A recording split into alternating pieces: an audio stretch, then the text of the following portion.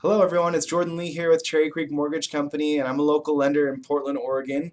And this week with my mortgage tips, I wanted to talk to you about how long you need to have on your current job in order to qualify for a mortgage.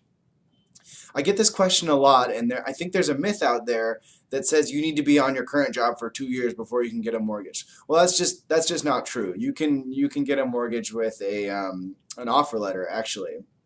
Recently I had a client that was moving across the country, and she's a nurse, so she'd been working as a nurse for a while and got a job offer up on the hill.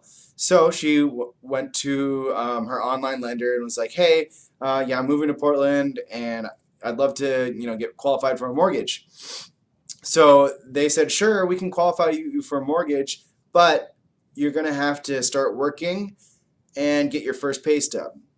Well, moving somewhere, selling a house, moving across the country, and then paying for short-term rental before you finally get that first pay stub, which depending on the job could be a month into your job, could be very expensive and time consuming.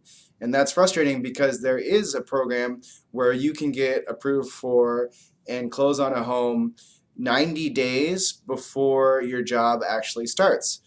Of course, this isn't just a letter that's written by your cousin. It has to be underwritten and follow certain guidelines. So let's take a look at those guidelines. So to start with, it has to be a purchase transaction. It has to be a principal residence. It has to be a one-unit property, and you can't be employed by a family member or other interested parties such as the builder or a realtor or something like that. And you also need to use the income that's fixed based. So let's say you're a commission employee like myself. If you're commission based, it's going to be difficult with an offer letter. We're only going to be able to use the base salary for that. So let's say if you're 60,000 plus 20,000 in commission, we're probably going to look at that 60,000 annual income. And another thing to consider is that it cannot be contingent. So if your offer is contingent on a medical examination or a background check, we're going to follow up with your employer to make sure those two items are taken care of.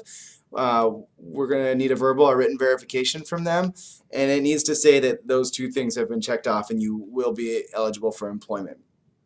So yeah, you can close on a home 90 days before your employment starts. You might need to have a little extra cash reserves just to cover that period of time where you're not going to be working. But yeah, if you know anybody that's in this situation where they're relocating and has a job offer and doesn't want to have to move extra times or spend extra money, just please share this video with them.